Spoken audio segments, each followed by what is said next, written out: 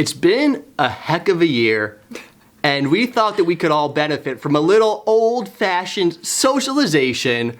We got our cups of coffee right here. We're gonna have a cup of coffee with you today.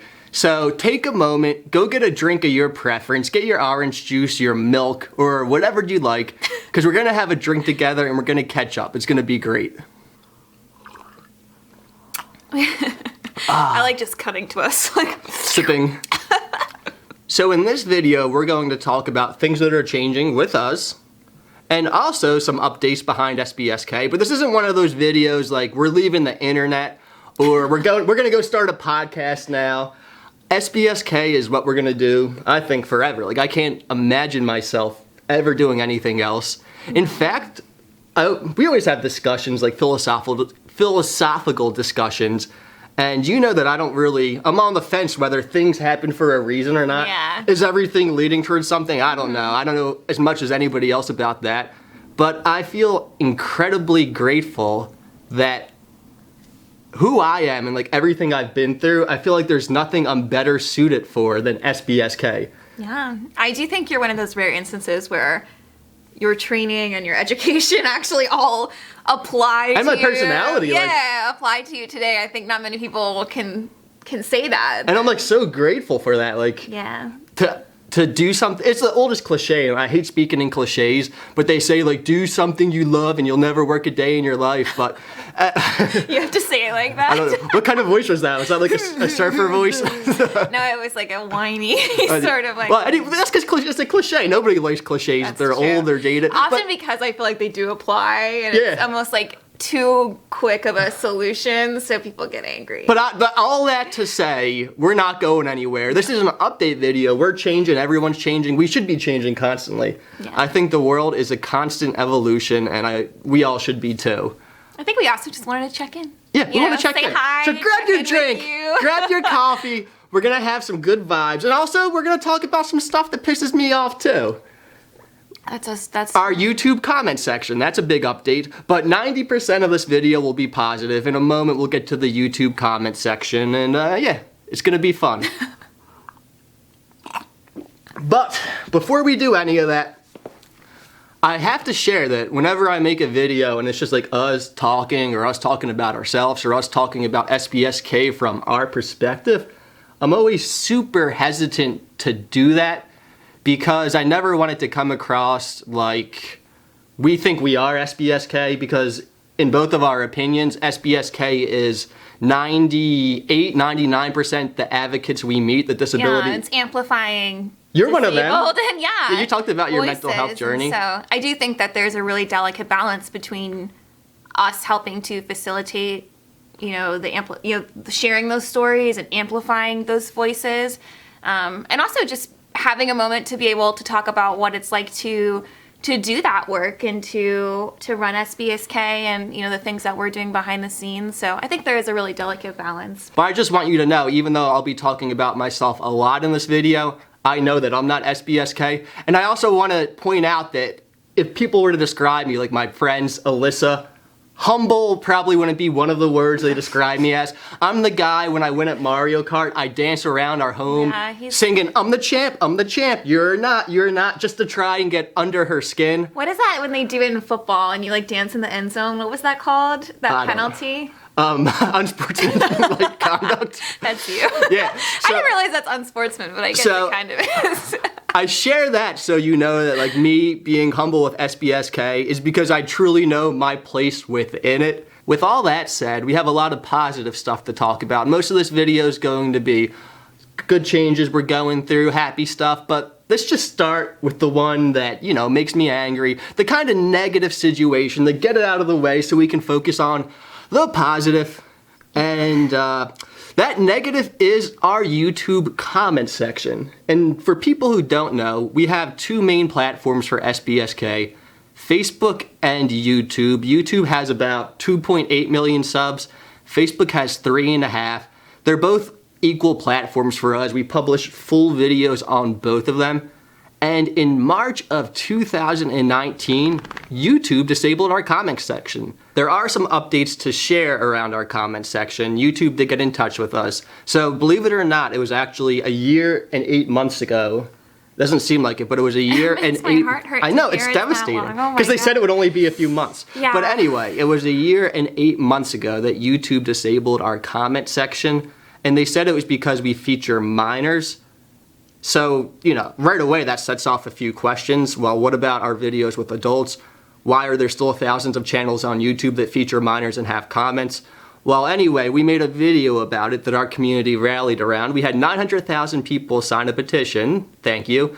YouTube got in touch with us, and they essentially said, as soon as we got this worked out, you're going to be the first channel to get comments back. They did say yeah, that. someone told us that. They even spoke to the person responsible for helping to develop those protocols. And Yeah, she was very high up at YouTube. Yeah. But she didn't say we would get it back. She said she can't get our hopes up. She wants to manage expectations, and she can't say what the future holds. So there was a little disconnection, and that's understandable. It's a huge corporation.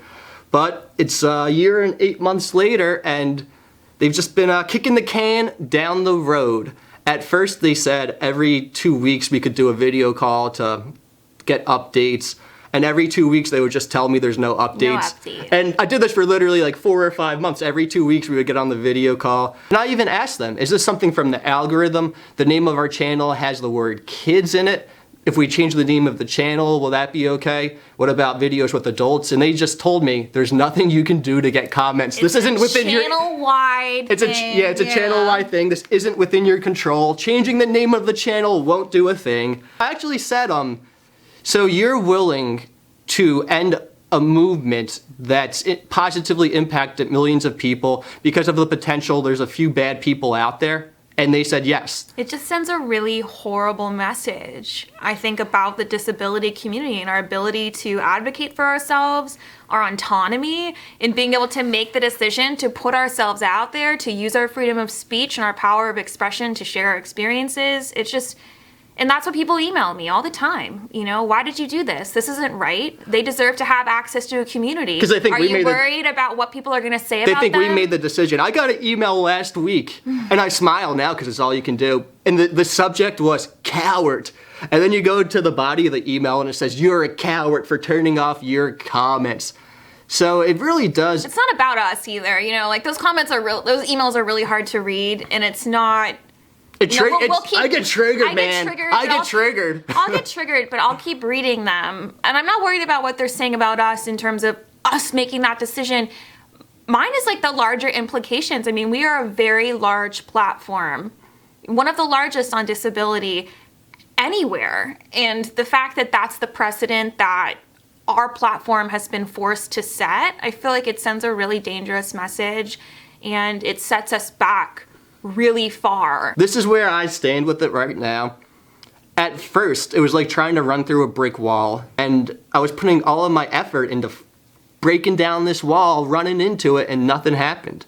So I realized that isn't where my energy should be, because there's literally nothing I can do to control the outcome.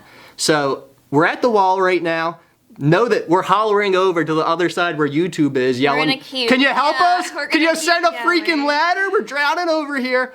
And no, they're not sending a ladder. But for full transparency, to YouTube's credit, this hasn't affected our growth. This hasn't affected our monetization. We're doing fine. That's true. Our stories are still, our content's still getting shared. These stories are still getting spread all around. So that's a really fortunate thing that it hasn't stifled our mission. So just know that we are not the ones who turn off the comments. But we're going to keep pissed fighting. off about it. We think they should be there. And that when they were there, they were super positive. End of the venting session portion of this video. Deep breath. I'm triggered. I'm going to get recentered for a moment. Noodle, come over here. Give me a hug. She's looking at me like she knows something's wrong. Come on, baby. You're the only thing that can recenter me. Just stroke the fluffy wall, the Just furry wall. the furry dog. When life hands you a whatever. Anyway, okay, we're on to the positive now.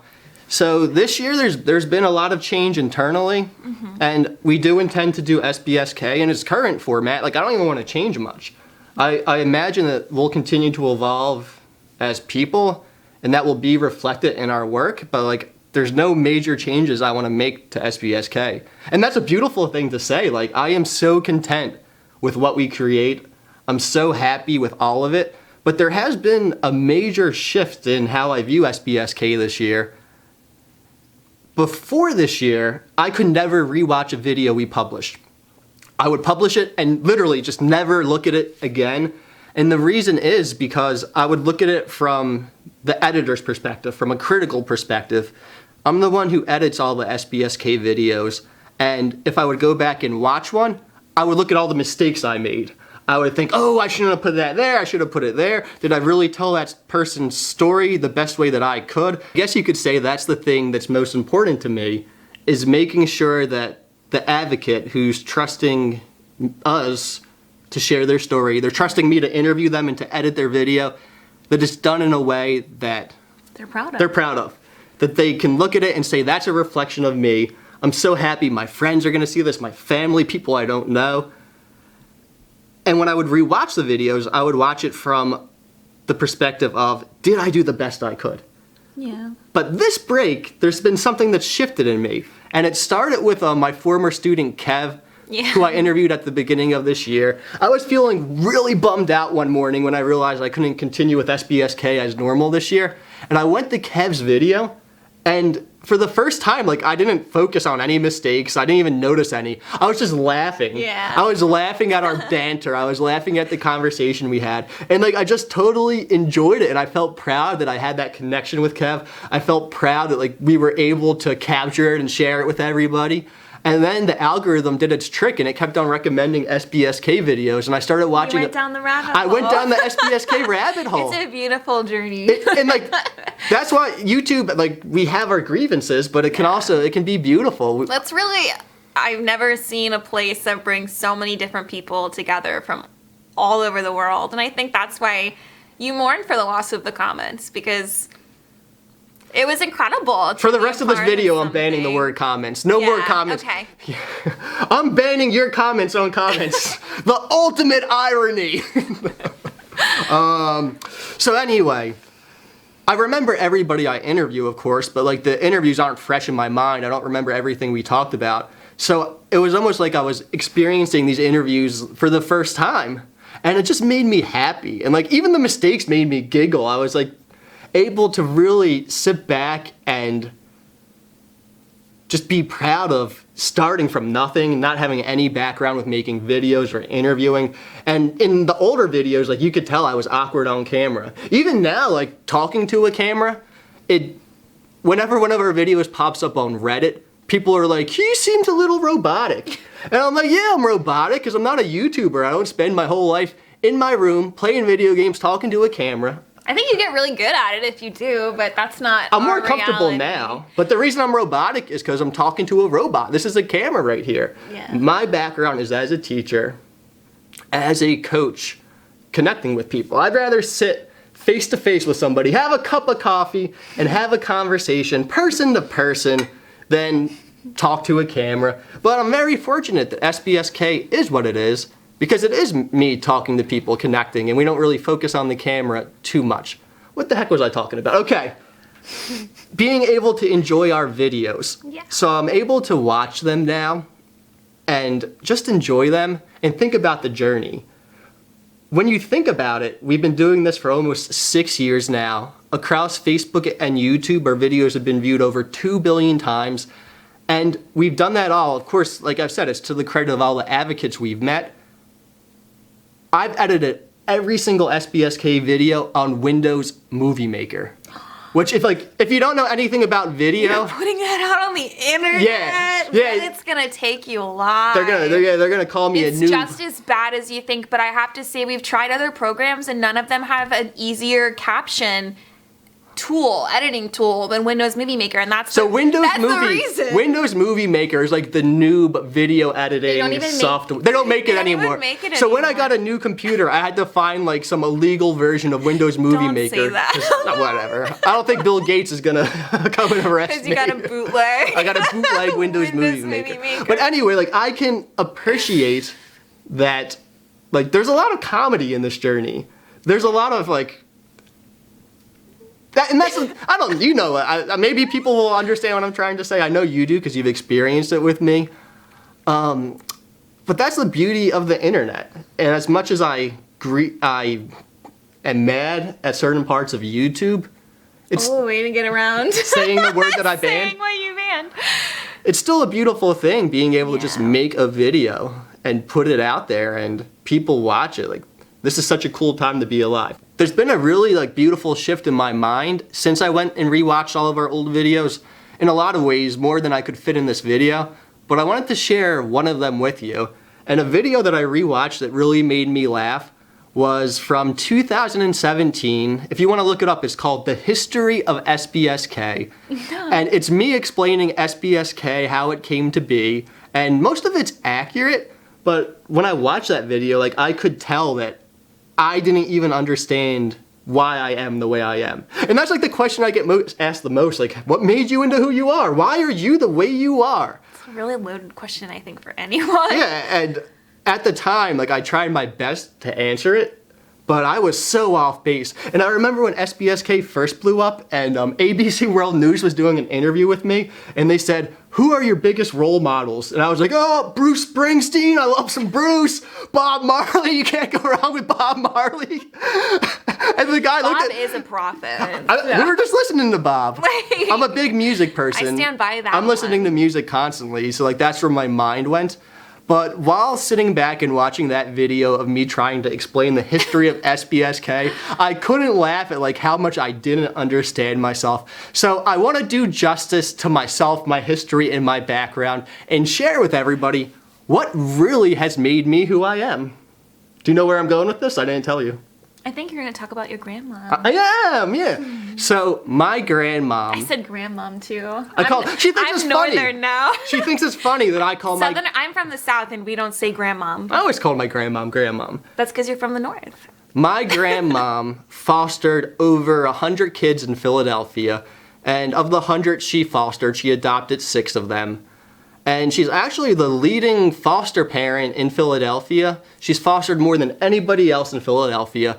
And when she passed away in 2018, there were a bunch of news articles about her. And I was reading one, and it said that her nickname was the Mom of Philadelphia. I'm from Philly, and I'm like, that's cool. Like my grandmom's the Mom of Philadelphia. Yeah. So growing up, I would always go to my grandmom's house. Like that's a lot of my memories as a kid was going to my grandmom's house. And anytime I went to my grandmom's house, there were kids there. Like at the time, I didn't understand the adoption system or the fostering system. I just knew that there were always friends at my grandmom's house. And she fostered everyone. She fostered babies, white people, black people, everybody. My grandma believed that everybody had value. She believed that everybody deserved to be taken care of. It was a magical place. She had a pool in the backyard. She had a play set. She had video games and board games downstairs. And she would always encourage me to play with everybody there. And it was just so many different people of so many different levels. And that was the norm. It was the standard that was set to me at a very early age by Philly's mom. And in addition to my grandma, my mom is also a teacher in Philadelphia. And she teaches a diverse group of kids. And I remember growing up, whenever I got home from school, the first question I would ask my mom is, did your kids do anything funny today? So even from like a really young age, I was drawn to working with kids. They represented what was like true in the world and innocent and kind. There's one last thing I want to share about my grandma before we move on, and it was at her funeral. So my grandma was the only person who calls me Christopher. She always called me Christopher. Everybody else in my life calls me Chris, but I never corrected her, and I never said call me Chris because she's Philly's mom. You don't correct Philly's mom. You're Christopher. You're Christopher when you're at your grandmom's house. So I was at her funeral, and one of the kids who she adopted walks over to me and she goes, "Hey, Christopher." And it hit me, like, even after we're gone, we live on in so many ways. And that's gonna transition into what we're talking about now. A week ago, I logged onto Facebook, and Facebook told me that it's been 5 years since our first viral video. This video was of my morning routine in my classroom. You, sir, are an amazing student. You're very funny. You're very smart. When SBSK first started, it was in my classroom. I was a special education teacher to children with a variety of different disabilities. And every morning we had a different theme. Monday was fun day. At the beginning of every week, I would learn something fun over the weekend, like juggling. I would go in Monday morning, and the first 10 minutes, that's how long each morning routine thing was, 10 minutes. For the first 10 minutes of Monday, I would teach my kids something fun, and that's all we would do the first thing of the week. So imagine that. It's Monday, you're bummed out, you gotta go back into school, but instantly, it's fun again. Tuesday was, I feel like that should be a universal thing. We all just get to do something fun Monday morning before we get back into the grind. Tuesday was Toast Tuesday. I would say 4 or 5 things about every student that they were doing great, and it would be specific praise, like you did really good in reading, or you've been freaking killing it out on the playground at soccer, like way to go, keep it up. Wednesday was Wacky Wednesday. And instead of trying to explain Wacky Wednesday, I am just going to introduce Wacky Wednesday for you the same way I would introduce it to my students. You still know it, I bet. It's oh my gosh. It's still in your heart of hearts. Like I still daydream about going back and being a teacher, like when I'm 50. So I remember everything about my procedure. So Wacky Wednesday, I would walk into the class and I would say, "Greetings, students. It's Wacky Wednesday, where each of you will have 30 seconds to do the wackiest thing you can think of that's school appropriate, and whoever does the wackiest thing will earn $1 for their class bank." And I had a bunch of Monopoly money that the students got, and they could buy different things with it, like iPad time, outside time. So that $1 for your classroom bank was high stakes. Thursday was Thankful Thursday. My students and I would just start for 10 minutes and talk about the things we were thankful for. I love that. Gratitude's important. Exactly. Friday was Music Friday, and that was actually an hour. We would just play music. Don't you blame it on the other guy. If you do something wrong, don't blame the friend. Truth comes out in the end. You're doing a great job, but face this way so your friends can hear you. Turn around. We want the whole room to hear you. So when you're talking or singing to someone, you have to face them so they can hear you. So see how I'm talking to you and I'm looking at you? You can do the same with all your friends. Yeah. Ready? Yeah. Don't mind, don't mind. Don't you blame it on the other guy. Don't mind, don't mind. Don't you blame it on the other guy. If you do something wrong, don't blame the friend. Truth comes out in the end. What I noticed after a few months of implementing this morning routine was that on Tuesday, Toast Tuesday, my students' academic data was way higher than any other day. And it was really hard at first to understand why, because I worked with students on the autism spectrum and they thrived in a consistent environment. So not much really changed day to day, and after reflecting, I realized that the only real change was the morning routine. And it seemed that just by complimenting my students at the beginning of the day, they were able to achieve more academic success. So to make a long story short, we started just toasting my students every day, throughout the day, and not just making it like a concrete 10-minute block where we did it. You made it part of your culture, it sounds Yeah, you make it part of the culture. And it's not to say we weren't always positive, but to really like walk over to a student, you know, he's working hard and saying, "Hey, Kev, man, I see how hard you're working, and that's just incredible. Like, you're gonna go far in life if you keep this up. By the way, here's $3 for your classroom bank." 3. 3. You see, when you work hard, things come to you, good things. So like, it was really just a conscious decision to always be toasting the students. And before long, you saw that academic data rise on every other day to the same it was at on Tuesday. But anyway, I'm just gonna play the video for you now, in full. You, sir, are an amazing student. You're very funny, you're very smart, you do a great job every day, and you make everyone laugh because you're so silly. Thanks for being a great student. Awesome. You're an amazing student. Yes. I love having you in my class. Yes. I think you're very funny. Yes. I think you're amazing. Yes. I think you are brilliant. Yes. I think everyone in here loves you. Yes. Great job. You are a great student. Thank you. I love having you in my class. You're funny. Yeah. You're athletic. Yeah. You're a great soccer player. I know. You're very smart. Yes. You've been doing a great job reading. Yes. You've been reading great equivalent words, which means you're very smart. Yeah. Thanks for being a great student. I think you are a brilliant student. I love having you in my class. You're awesome. You're great. You're funny. You're silly. You're fast. You're strong. Thank you for being a great student. Okay. Mr. Chris, you're the greatest teacher ever. Thank you. You're a great student. Thanks. You're welcome. To me, the most significant part of that video was at the very end when my student walked up to me and he told me that I'm a great teacher. And the reason that's significant is because he was implementing the same type of behavior that I was modeling for him. I was positive, I was complimenting them, and then he did the same thing to me. It became the norm. Yeah. Whatever, Normalized it. whatever we're exposed to becomes normalized. One of the impacts of constantly praising a kid is that they become confident. I know where we're going. Yeah. Already. I didn't tell Alyssa anything we were talking about today. I thought. But I'm like having fun guessing, and I think I'm right on this one already. Yeah. So one of my kids, I guess you could say, he became a little overly confident, and one day in the middle of a lesson, I think we were doing reading or something, this kid stands up and he says, "Have a seat, Mr. Chris. I'm the teacher now." The captain. Oh yeah, I'm the captain. I'm the captain now. And I thought it was so funny he said captain, because this is so funny admitting all this stuff.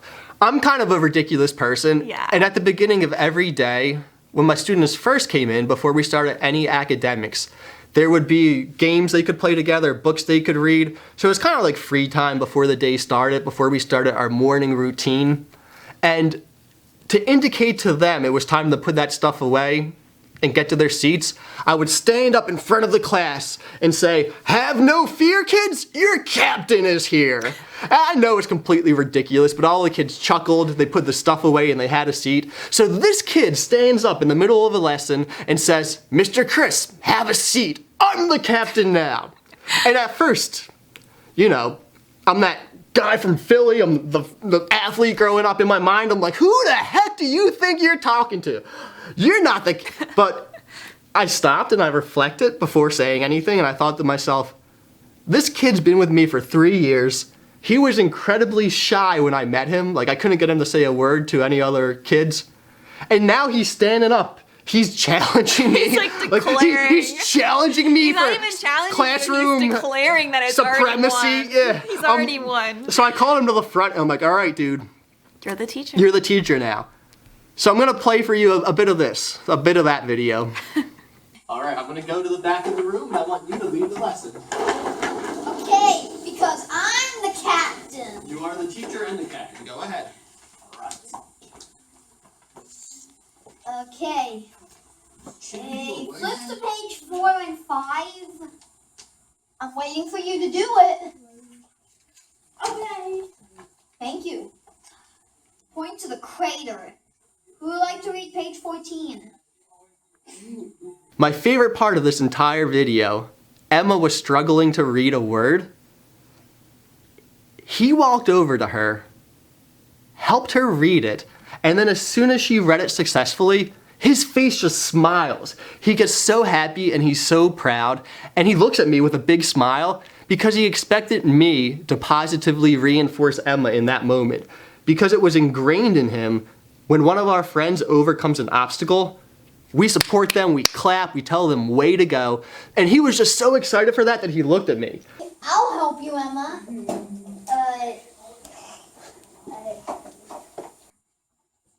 And that was both. Have many. But you can tell he gets even more happy when he remembers he's the teacher, he's the captain, and he's the one that gets to lead the reinforcement. So he starts clapping, he says everybody... And he digs in his pockets. Yeah, he gives her $1. Because that's where Chris used to keep the class money, was in his pocket. So he looks in his own pocket and then it's like, I don't have money. I need to help her. Applause for Emma. Did she use the $10 bill? Emma? Did she use the $10 bill? That's up to you, you're the teacher right now. Okay. Wait a minute, I don't have any dollars in my pocket. I have some that you can give to her in my pocket. So what do you think, does she earn a $1 bill or a $10 bill? $10 bill. Whoa. Thank you. You want a $10 bill. Watching that video and reflecting, I realized that him being part of that toasting every morning, the constant positive reinforcement, made it his norm to toast other people, to support other people. He took on that mantle when it was his to take on, you know? So it's kind of like that, my grandma calling me Christopher thing of it living on. her normalizing being kind to everybody and doing your best just to include people and support them led to me doing that in the classroom. And it led to him doing that with his peers. Yeah. Everything has an effect. And I know as much as, we're gonna get philosophical. You ready to get philosophical? I feel like we need a sip of coffee before we go down this road.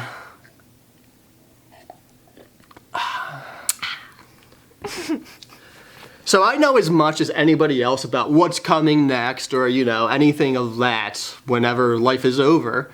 But what I have realized through having so many unique experiences is that everything has an impact. Yeah. And that even if there is nothing next, I don't know, but imagine that there's just nothing next. Just having an impact now, it lives on forever, and that's enough. Mm-hmm. I'm so content with everything because of all the experiences we've had together, because I know that just doing kind things, it lives on forever. That's why it matters, Your intent is really important because it has a huge impact, and we have to be really cautious and really aware of that impact because that's the most important thing. So anything that you can do to help positively impact people, like you said, it lives on. It just passes from one person to the next, and it creates this huge, it feels like a cosmic shift in the whole energy and the way that people are interacting and even just seeing each other, really seeing each other. Anytime I'm editing a video, I still think back to those kids that were in my class, and I think to myself, is the way I'm editing this video going to create a more inclusive world for Emma, for Kevin, for those kids, Jonathan? That's what it's all about. That's all I care about. And it's funny because when I'm interviewing an adult, I think about how their interview will impact a kid.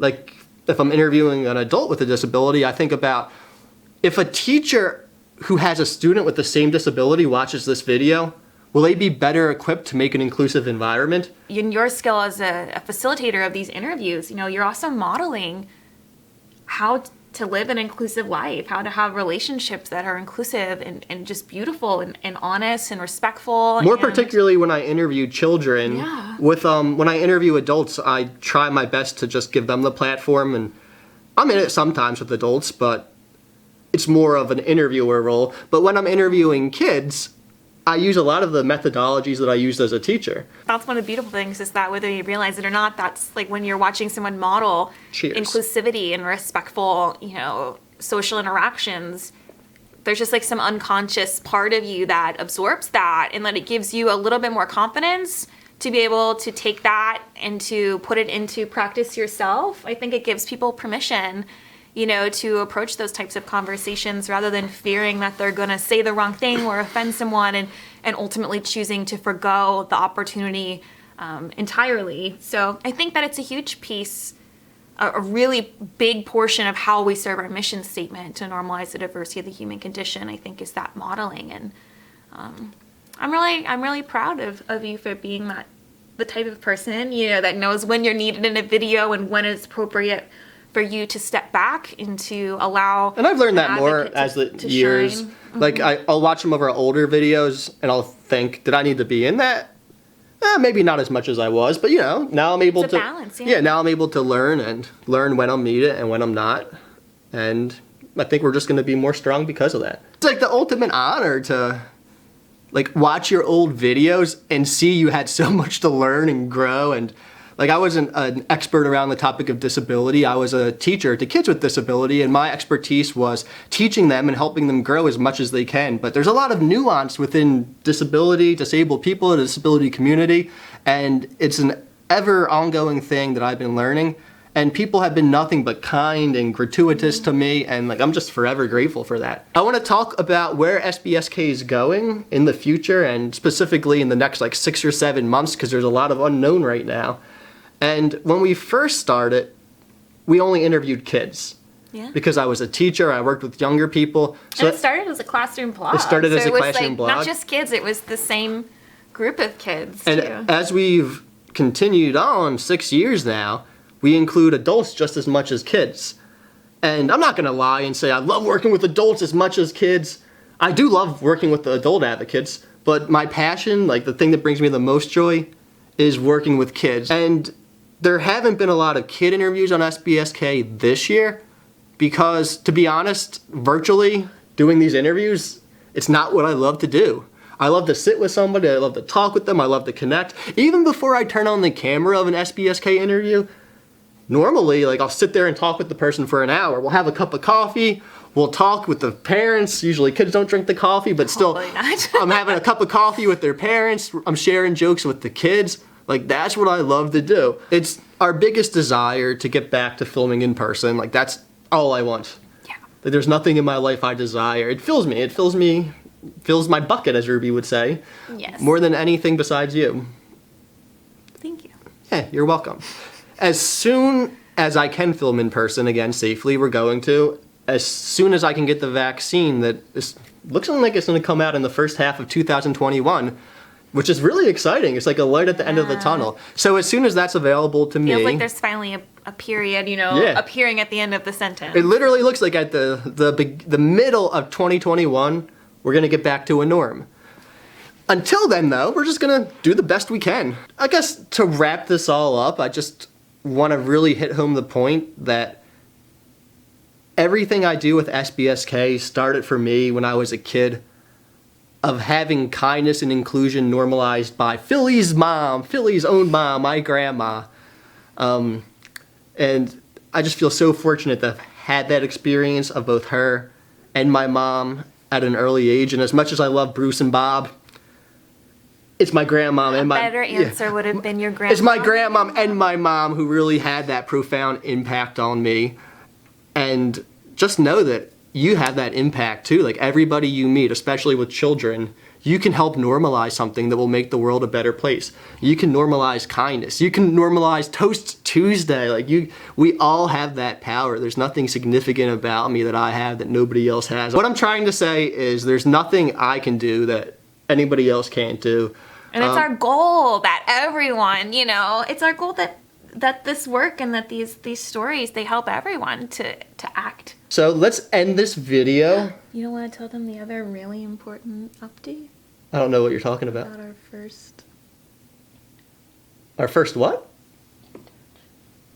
Oh, no, not yet. Not yet. We have an exciting update coming in a few months. And I'm really excited. I don't know if I've almost ever felt the been beans. more excited about something with SBSK, but that's going to be a surprise, like around Big April. benchmark that we've been hoping. April 2021. Yeah. But you just mentioned change. And before we filmed this video, I was listening to a song by originally Pete Seeger called Turn, Turn, Turn that was later popularized by the Byrds to everything. You can sing. Why don't you sing it? No, I can't sing. I'm not going to She's sing. a really beautiful voice. Thank you, but I'm not doing that right now. So it's that one that goes to everything, turn, turn, turn. There is a season, turn, turn, turn.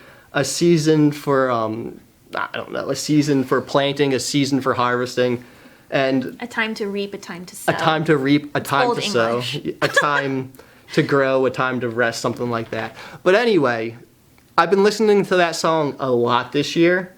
And with SBSK from 2015 to March of this year, it was a time to grow. It was a time to meet people. And right now, it's a time to rest. It's a time to reflect. There's a time for everything. And in a few more months, I think we're going to be back to a time to hit the road again safely after we get the vaccine and meet more people. So just thank you, everybody. Thank you for being with us over these 6 years. Like, we do not take it for granted. No. It's been, I couldn't. It's hard to even put It's into hard, words. yeah, like- just like the amount of esteem that we have for all of you in this incredible community, and like as a collective, like I feel like I have goosebumps. I do have goosebumps right now, but like as a collective, the power that our community has, like the message that it's promoting on this huge scale, and all of the impacts I see that ripple outside of it. You would be amazed the emails we get about how the advocates we met and how their words have impacted people, and knowing that we played a part in giving them a platform is like, I can't express it. I'm just like, just know that we enjoy what we do with SBSK now more than ever. We're grateful for it now more than ever. And the appreciation we have for our role within SBSK, for the fact that there's a whole community of people watching the people we meet, like that appreciation grows every day and it's at an all-time high. And I imagine any point in the future it will always be at an all-time high because it's just going to continue to grow.